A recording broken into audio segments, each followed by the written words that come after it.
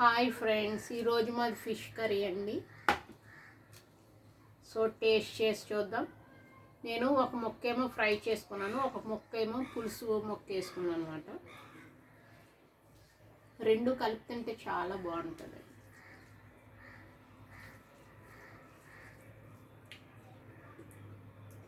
చాలా బాగుంది.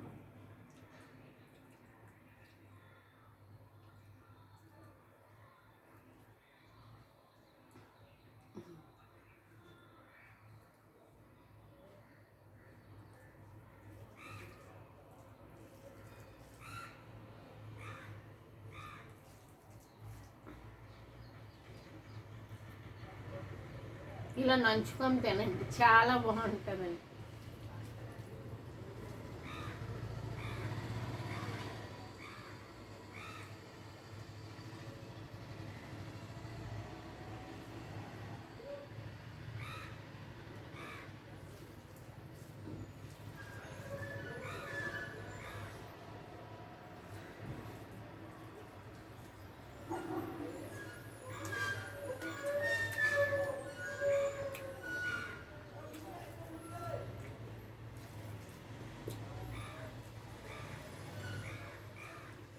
క్రిస్మస్ వచ్చేస్తుంది కదండి. నేను ఎవ్రీ క్రిస్మస్ ప్లమ్ కేక్ చేస్తానమాట. క్రిస్మస్కి న్యూ ఇయర్కి అందరూ ప్లమ్ కేక్స్ చేస్తారన్నమాట. సో నేను ఎప్పుడు క్రిస్మస్కి న్యూ ఇయర్కి ప్లమ్ కేక్ చేస్తానండి. సో డ్రై ఫ్రూట్స్ అన్నీ కొంటున్నాను అనమాట. అవి కొండం ఒక ఎత్తు, మళ్ళీ వాటిని ఆరెంజ్ జ్యూస్లో నానబెట్టాలన్నమాట.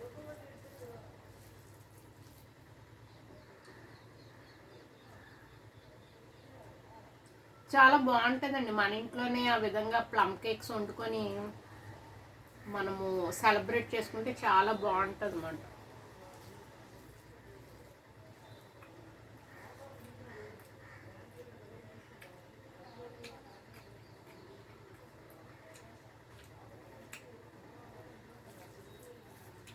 కొంచెం శ్రద్ధ పెట్టి మనము కుక్ చేస్తేనండి, బయట కుకింగ్ కన్నా మన కుకింగ్ చాలా బాగుంటుంది. ఇప్పుడు ఏంటంటే ఎవరికి టైం ఉండట్లేదు కుక్ చేసుకునే టైం, అదనమాట.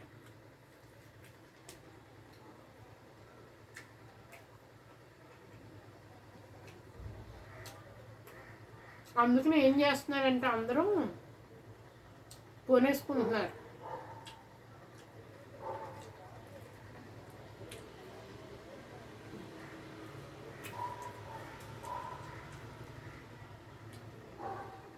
సో ఇంక ఇయర్ ఎండింగ్కి వచ్చేసాం కదా ఫ్రెండ్స్.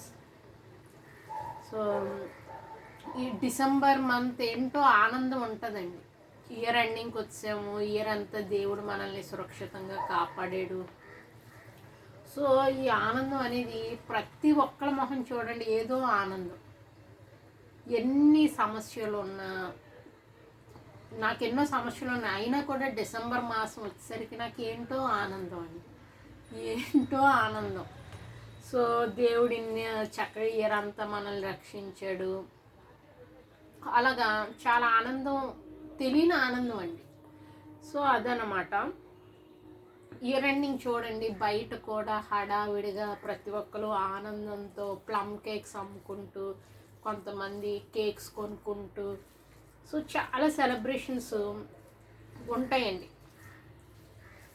ఇంకా డిసెంబర్ 25th అంటే ఇంకా క్రిస్మస్ కదండి. క్రిస్టియన్స్ అందరూ చాలా బాగా సెలబ్రేట్ చేసుకుంటారు. సో నేను ప్లమ్ కేక్ ప్రిపేర్ చేయడానికి అన్నీ కొంటున్నానండి. డ్రై ఫ్రూట్స్ అన్నీ ఆల్మోస్ట్ అన్నీ కొనేసినట్టే.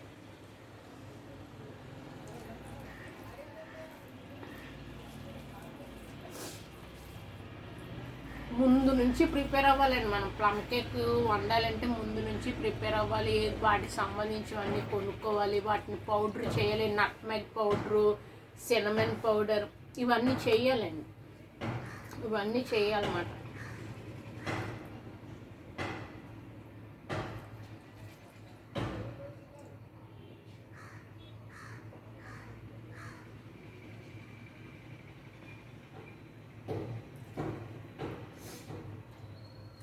సో ఇంకేంటి సంగతులు ఫ్రెండ్స్. సో నేను ఒకటే బాధపడుతున్నానండి, నేను ఎవరినైనా బాధపడితే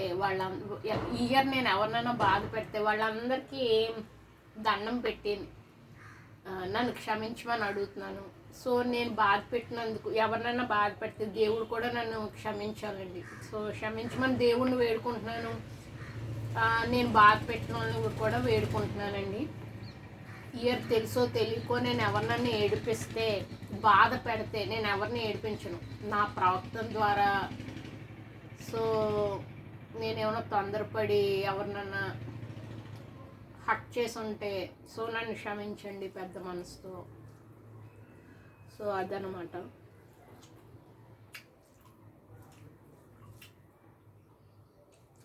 క్లియర్ అయిపోతుంది. సో ఇయర్లో చేసిన తప్పులు నెక్స్ట్ ఇయర్లో చేయకుండా జాగ్రత్త పడాలి. అవన్నీ చూసుకోవాలండి మనం. ఇయర్కి మనము మంచిగా మారాలి.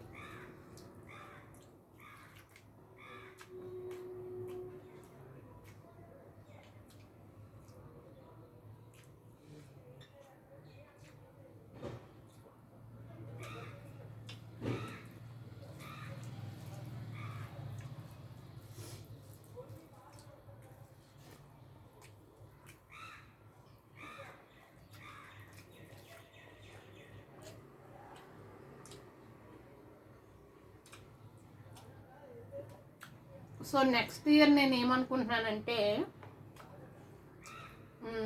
2026 మొత్తం బయట ఫుడ్ తినకుండా కంట్రోల్ చేసుకోవాలనుకుంటున్నాను.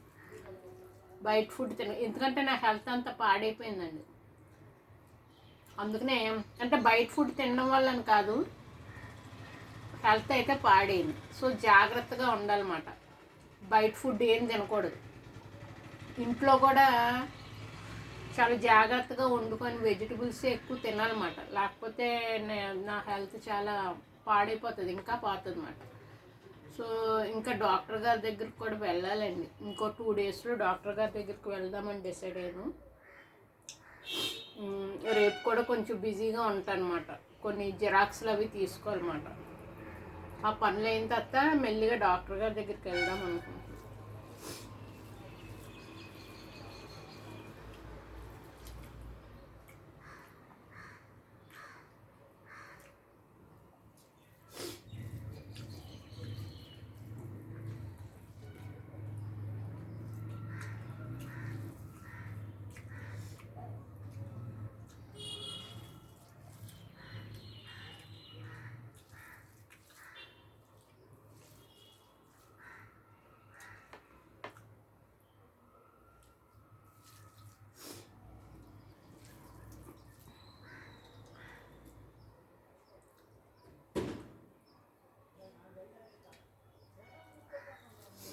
ఇంకేంటి ఫ్రెండ్స్, మీరు కూడా ఫ్రెండ్స్ ఎవరినైనా బాధ పెడితే సారీ చెప్పండి.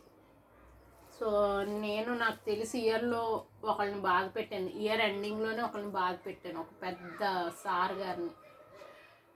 దాన్ని బట్టి కొంచెం బాధపడుతున్నాను. సో దేవుడు నన్ను క్షమించాలి. మరి ఆ సార్ కూడా పెద్ద మనసు తీసుకొని నన్ను క్షమించాలని నేను కోరుకుంటున్నానండి. నేను ఎప్పుడు ఇలాగా గిల్టీ ఫీల్ అవ్వలేదు అన్నమాట. ఇయర్ మొత్తంలో నేను ఎవరిని ఏడిపించలేదు. సో ఆయన్ని కావాలని ఏడిపించలేదు. పరిస్థితుల నా సమస్యలు ఏం చెప్తాం అలా నడిపించేసినాయి అన్నమాట. సో అదే కొంచెం బాధగా ఉంది నాకు. ఇయర్ ఎండింగ్లో ఆ సిచ్యువేషన్ అది ఎండింగ్లోనే జరిగింది మళ్ళీ. ఇంకే సిచ్యువేషన్లో నేను ఇయర్ గిల్టీ ఫీల్ అవ్వట్లేదు, బాధపడట్లేదు. అంటే నేను గిల్టీ ఫీల్ అయ్యే పనులు ఏం చేయలేదు. ఇయర్ ఎండింగ్లోనే ఒకసారిని బాధ పెట్టాను. సో అది బాధగా ఉంది నాకు.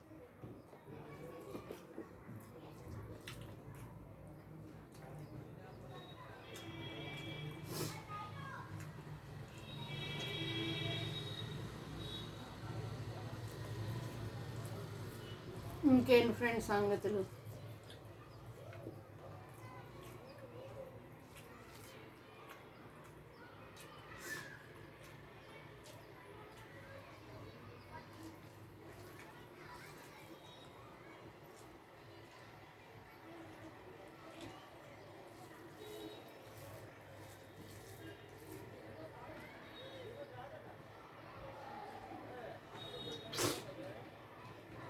ఇంకేంటి ఫ్రెండ్స్ సంగతులు.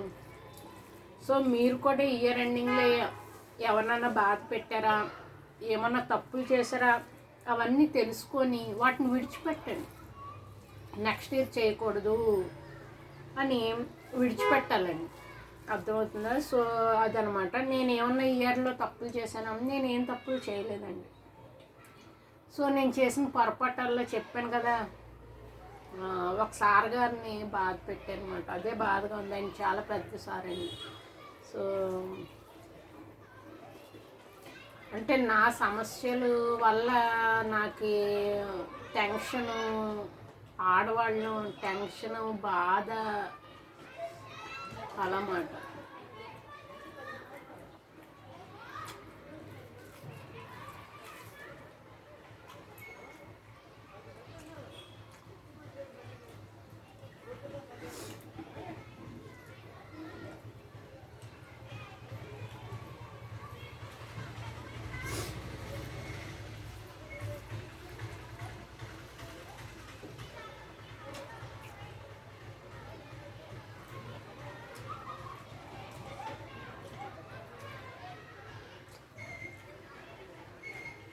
ఈ డిసెంబర్ ఎండింగ్న క్రిస్టియన్స్ బాగా ఎక్కువ సెలబ్రేషన్స్లో ఉంటారు. ఏంటంటే డిసెంబర్ 25th 24th ఫెస్టివల్సే.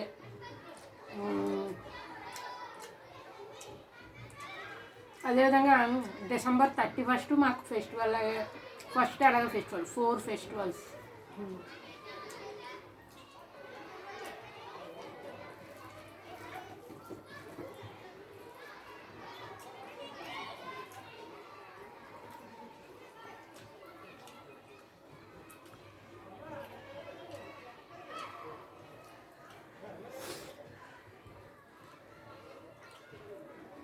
ఇది బొచ్చు చేప అండి, బొచ్చు చేప.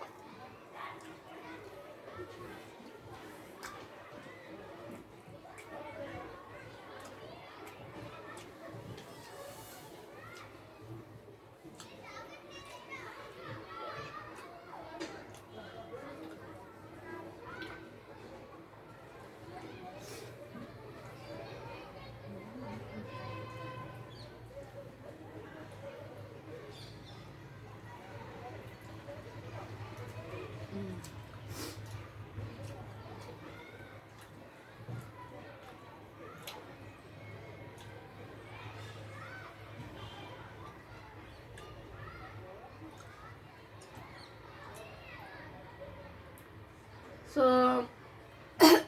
ఇంక నాది అయిపోయిందండి. సో నేను నా వల్ల ఎవరైనా బాధపడితే వాళ్ళందరూ నన్ను క్షమించాలని నేను కోరుకుంటున్నానండి. అలాగే దేవుణ్ణి కూడా వేడుకుంటున్నాను. నేను ఎవరిని బాధ పెట్టకూడదు, ఎవరిని ఇబ్బంది పెట్టకూడదు, అలా నన్ను నడిపించమని నేను దేవుణ్ణి కూడా కోరుకుంటున్నాను అనమాట. నేను ఎవరిని బాధ పెట్టిన, ఎవరిని ఏడిపించనండి. ఒక్క సిచ్యువేషన్ ఈ మంత్ ఎండింగ్లోనే నాకు సిచ్యువేషన్లో నేను ఒక పెద్ద సార్ని బాధ పెట్టాను. నా సమస్యలు, నా ప్రాబ్లమ్స్, మెంటల్ టెన్షన్, సమస్యలు ఎక్కువ ఉంటే మెంటల్ టెన్షన్ వల్ల అలాగ అయిపోయింది. బాధ పెట్టడం అంటే నేను ఎవరిని తిట్టనండి బాబు. నేను ఎవరిని తిట్టడం, అసలు నన్ను తిట్టినా కూడా నేను తిరిగి తిట్టను. ఎందుకంటే నేను గొడవలు అంటే నాకు ఇష్టం ఉండవు. వాళ్ళు తిట్టారని మనం తిట్టామనుకోండి, ఆ గొడవ పెరుగుతుంది. అలా పెరగడం నాకు ఇష్టం ఉండదు. అదనమాట. ఎప్పుడన్నా మీరు నేర్చుకోండి, మనం గొడవ పెరిగేలాగా బిహేవ్ చేయకూడదు. ఎదుటి వ్యక్తి తేడా వ్యక్తి అయినా, ఎదుటి వ్యక్తి డేంజరస్గా మీతో బిహేవ్ చేసినా సైలెంట్గా ఉండడు. ఆడు ఎంత తిట్టుకోనివ్వండి, సైలెంట్గా ఉండాలి. అర్థమవుతుందండి? గొడవను ఎప్పుడు పెంచుకోకూడదు. గొడవను ఎవరు పెంచుకోవాలని చూస్తారంటే జ్ఞానం లేని వాళ్ళు, డేంజరస్ పీపుల్. వాళ్ళు ఏంటంటే మనల్ని రెచ్చగొట్టి గొడవను పెంచాలని చూస్తారు.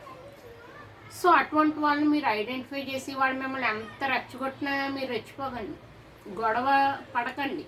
వాళ్ళ మీ పరువే పోతుంది. అదనమాట. అది చాలా ఇంపార్టెంట్. సో ఎవరితో గొడవ పడద్దు, ఎవరిని బాధ పెట్టద్దు అని నాకు నేనే చెప్పుకోవాలి. నేను ఎవరితో గొడవ పడినండి. సో అది ఓకే ఫ్రెండ్స్, ఇంకొక వీడియోలో మళ్ళీ మనం కలుసుకుందాం. Bye friends. లాస్ట్